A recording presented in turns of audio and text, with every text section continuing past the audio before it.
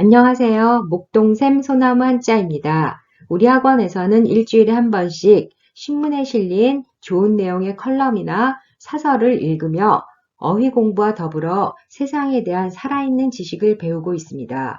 지난 1월부터 코로나19, 그 당시에는 우한 폐렴이라고 불렀어요. 우한 폐렴에 대한 기사가 신문 기사에 많이 나오기 시작했습니다. 중국 우한이라는 도시에 신종 바이러스로 인해 괴질이 돌기 시작했다는 기사였지요. 우한이라는 도시가 봉쇄되었다는 것을 듣고 선생님은 살면서 도시가 봉쇄되었다는 말은 영화에서밖에 못 봤다며 신종 바이러스의 확산, 팬데믹의 서곡인가 라는 주제로 수업을 시작했습니다. 신종 감염병 괴질이 등장했다. 지금은 많이 익숙해졌지만 비말 감염이라는 단어는 그때 굉장히 듣기 힘든 새로운 단어였어요. 비말, 날비, 거품말, 기침이나 재채기를 할 때 또는 말을 할 때 입에서 나오는 작은 물방울을 비말이라고 합니다. 봉쇄, 봉할봉, 쇠사슬쇠, 쇠사슬로 꽁꽁 묶어 막아버린다는 뜻이죠. 굳게 막아버리다. 선방, 잘 막다, 잘 막아냄. 중국이 우한에서 괴질이 발생했는데 바깥으로 나가지 못하도록 선방하지 못했다라는 기사가 있었거든요. 그때 이 선방은 잘 막다. 그럴 때 이때는 착할선이지만 착할선의 뜻보다는 잘하다, 좋다 이런 뜻이거든요. 그래서 잘 막아냈다라는 게 선방이고요. 선방하지 못했다는 건 잘 막지 못했다는 뜻이죠. 근데 이 단어를 들은 학생들은 선방을 날리다. 싸울 때 선방을 날린다 그러잖아요. 먼저 치다. 그거하고는 전혀 다른 뜻입니다. 잘 막다가 선방. 또 이 비슷한 단어로는 선전, 잘 싸우다 이런 단어가 있죠. 또 역학이란 단어는 전염병력 배울학, 전염병의 발생, 유행, 종식에 미치는 조건을 밝혀 전염병의 예방과 치료를 연구하는 학문입니다. 전염병 역자예요. 그러니까 다른 병이 아니라 전염병에 대한 학문을 역학이라고 하고요.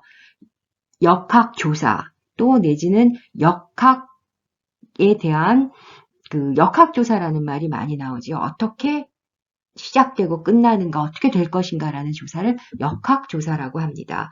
물리학에서 나오는 역학은요, 힘력자를 쓰고 있어요.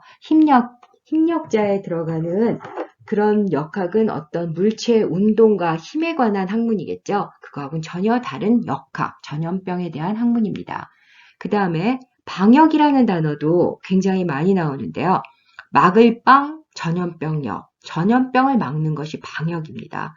방역 작업을 했다, 또 방역 체계를 세웠다, 그런 말 많이 나오죠. 방역, 전염병의 발생이나 유행을 막는 것을 방역이라고 합니다.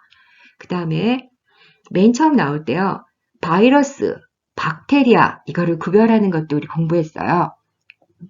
박테리아는 우리말로 세균이라고 번역됩니다. 작은 균이라는 뜻이죠. 우리가 TV 광고 같은 거 볼 때 현미경 같은 걸로 보면 손 안 닦은 손이라든가 변기라든가 이럴 때 세균이 많다. 막 많이 있는 거 보이잖아요.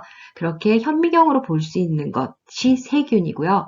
바이러스는 그거보다 정말 작아서 전자현미경, 특수한 전자현미경이 아니면 볼 수 없는 생물과 무생물의 중간 단계라고 해요. 그 말은 무슨 말이냐 하면 숙주에 들어가서 때는 생물이 되죠. 생물이라고 하는 것은 대사작용을 하고 번식을 하고 그런 것을 생물이라고 하는데 숙주에 들어가지 않았을 때는 무생물의 단계에 있어서 중간 단계라고 합니다. 박테리아하고는 다른 거고요. 박테리아는 세균, 바이러스는 그냥 우리말이 없어요. 세계 어디서나 바이러스라고 합니다. 또 새로운 기사, 이번에 코로나19 기사가 거의 3개월 가까이 나오면서요. 정말 어려운 단어도 많고요. 새로운 단어도 정말 많거든요. 그래서 여기서 뽑아본 단어는 종식시키다입니다. 마칠 종, 불 꺼질 식. 정말 끝까지 다 없어진 것을 종식시키다라고 이야기해요. 한때 성하거나 현상이 일이 끝나거나 없어지는 것을 종식이라고 하죠. 전쟁이 종식되었다. 라는 그저 성하거나가 아니네요. 한때 성하던 현상이나 일이 끝나 없어지는 것을 종식이라고 합니다.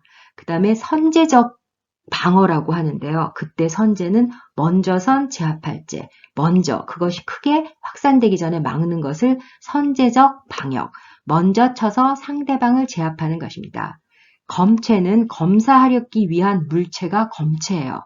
그런데 이게 신문에선 이동검체라고 나오는데요. 그것은 직접 이동하여 가서 검사하는 물체를 가져오는 것을 말하는 것 같아요. 어쨌든 검체는 검사하기 위한 물체입니다. 또 비대면이란 말도 요새 많이 쓰고 있는데요.